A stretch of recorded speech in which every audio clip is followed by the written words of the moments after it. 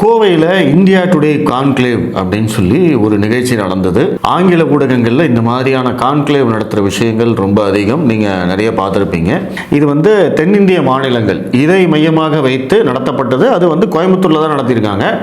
நானும் கோயம்புத்தூர் தான், ஆனாலும் நேரில் அங்கே போக முடியல. நம்மளையெல்லாம் உள்ளே விடுவாங்களா அப்படிங்கிறது சந்தேகமாகவே இருந்தது. அதனால் நான் போகவும் இல்லை.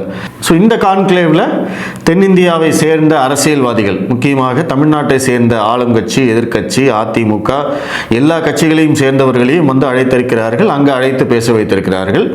அதில் மிக முக்கியமானது திரு அண்ணாமலை அவர்களுடைய பேட்டி அப்படிங்கிறத விட அங்கே இருக்கக்கூடிய அந்த முக்கியமான டெலிகேட்ஸ் இருப்பாங்க. அவங்களுக்கு முன்னாடி அங்கே உட்கார்ந்து ஒரு ஹாட் சீட், அந்த ஹாட் சீட்டில் உட்கார்ந்து அவங்க கேட்குற கேள்விகளுக்கு நம்ம பதில் சொல்லியே ஆகணும். ஸோ அந்த மாதிரியான ஒரு லைவ் பேட்டி தான் இது.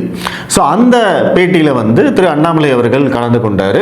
நீங்கள் இது வரைக்கும் அந்த பேட்டியை பார்க்கலன்னா தயவு செய்து யூடியூப்பில் இந்தியா டுடே சேனலில் அந்த பேட்டி இருக்கும். அவருடைய பேட்டி எடுத்து பாருங்கள்.